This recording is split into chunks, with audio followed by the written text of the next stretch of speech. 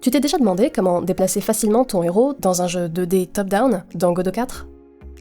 Pour faire ça, l'astuce, c'est de définir ton avatar comme un nœud Character Body 2D, avec un enfant Sprite 2D pour le visuel et un enfant Collision Shape 2D pour définir sa forme physique.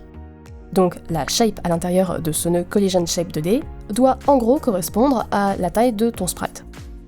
Ensuite, on va changer le mode de mouvement de notre Character Body 2D en floating, et on va lui donner un script avec le code suivant.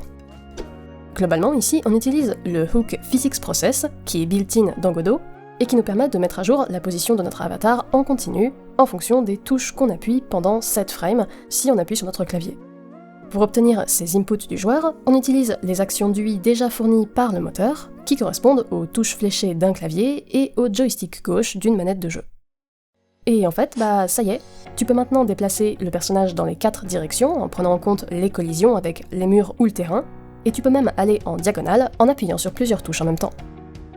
Après, si ta scène est un peu plus grande que ça, tu vas sans doute vouloir que la caméra suive l'avatar. Du coup, n'hésite pas aussi à regarder cette autre vidéo où je t'explique comment facilement attacher ta caméra 2D à ton joueur tout en respectant les limites du niveau. Et comme d'habitude, si tu veux découvrir plus de trucs sur Godot et que tu parles anglais, n'hésite pas à aller checker mon autre chaîne. En tout cas, si tu as aimé cette vidéo, laisse un like et abonne-toi pour ne pas rater les suivantes.